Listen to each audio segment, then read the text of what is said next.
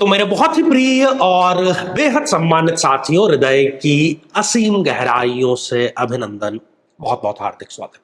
साथियों, नव वर्ष 2026 अब आने को ही है और हर किसी को उत्सुकता होती है कि उसका जो आने वाला नव वर्ष है वो कैसा रहेगा। तो आपकी इसी उत्सुकता, इसी जिज्ञासा को शांत करके ये जो श्रृंखला है ये हम लेकर के आए हैं और आज जो बारी है वो है सिंह राशि के बारे में बात करने की। बात हम संक्षेप में करेंगे लेकिन बात सार गर्भित होगी, सटीक होगी, ज्योतिष विज्ञान पर आधारित होगी। मुख्य मुख्य पहलुओं की बात करेंगे।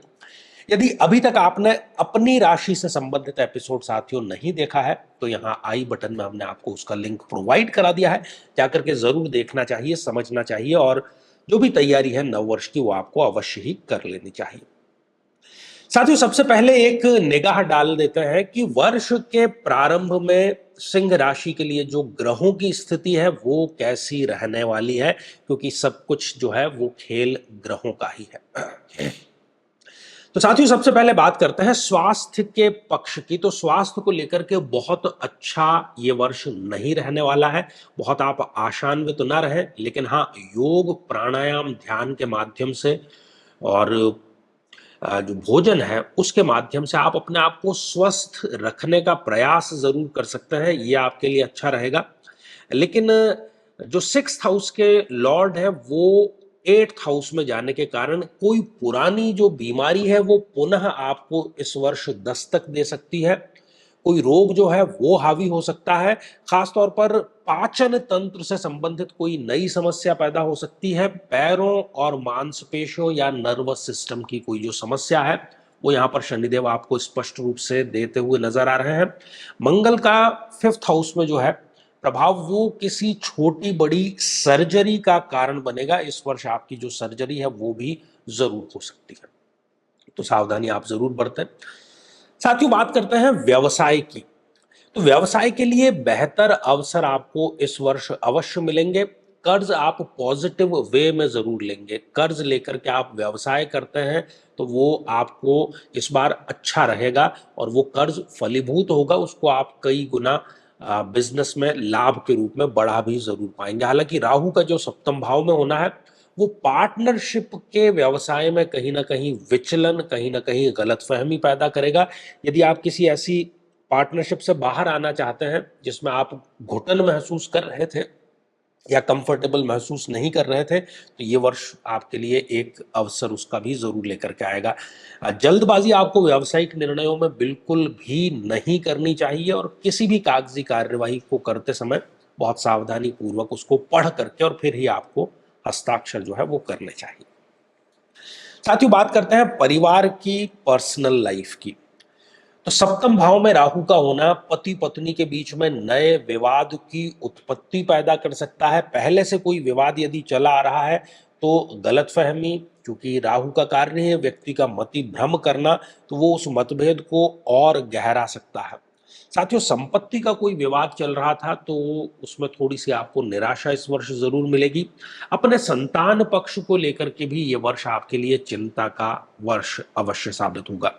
जिनकी विवाह की बात आगे नहीं बढ़ पा रही थी तो वो इस वर्ष भी अभी आगे बढ़ने में थोड़ी सी दिक्कत आपको यहाँ पर राहु जरूर देंगे। और बल्कि यदि कहीं पर विवाह पक्का हो भी गया था तो बहुत सावधानी से आप बातचीत करें। किसी गलतफहमी के कारण वो जो रिश्ता है वो भी टूट अवश्य सकता है। साथियों, विद्यार्थियों के लिए ये वर्ष बहुत अच्छा रहेगा। विद्यार्थी मिशन मोड पर आ जाएंगे, अपने कंफर्ट जोन से बाहर आ जाएंगे, एकाग्रचित्त होकर के अपना पूरा जोर लगा करके कार्य करेंगे। और यदि आप पहले से किसी नौकरी में हैं और अपग्रेड करना चाहते हैं, कोई डिप्लोमा या सर्टिफिकेट कोर्स, तो उसके लिए ये वर्ष आपके लिए बहुत अच्छा है। हालांकि सोशल मीडिया से आपको दूरी जरूर बना लेनी चाहिए। खासतौर पर जर्नलिज्म से संबंधित और इंजीनियरिंग के जितने भी ब्रांच हैं उनके लिए विद्यार्थी गण बिल्कुल एक सुअवसर जो है वो इनको जरूर मिलेगा। कहीं ना कहीं कैंपस प्लेसमेंट या एक अच्छी नौकरी भी इस वर्ष उनकी अवश्य लग सकती है। साथियों, प्रेम प्रसंगों को लेकर के भी बहुत अच्छा वर्ष ही रहने वाला है। नए प्रस्ताव भी आपको मिलेंगे और प्रेम प्रसंग यदि आपका चल रहा है तो वो शादी में भी परिवर्तित अवश्य हो जाएगा। कुंडली आप जरूर अवश्य ठीक से मिलाइएगा। और यदि किसी प्रेम में इस प्रकार की सिचुएशन थी कि घर वालों की सहमति नहीं मिल पा रही थी, तो इस वर्ष आप घर वालों को राजी करने में भी जरूर ही सफल हो जाएंगे। कुल मिलाकर के अच्छा बुरा दोनों चीजें ये वर्ष लेकर के आया है। पुनः नव वर्ष की ढेर सारी शुभकामनाएं आपको। और वर्ष भर यदि आप सूर्य देव को जल समर्पित करते हैं, आदित्य हृदय स्तोत्र का पाठ करते हैं, तो जो समस्याएं जिन पर हमने चर्चा की वो कम अवश्य ही हो जाएंगी। साथियों, यदि आप भी चाहते हैं कि आपकी कुंडली का संपूर्ण विश्लेषण हो, समस्या का समाधान हो, तो आगामी समय में मैं स्वयं इन शहरों में उपस्थित रहूंगा। आप समय लेकर के मिल सकते हैं या फिर टेलीफोनिक या वीडियो कॉल के माध्यम से भी जुड़ सकते हैं।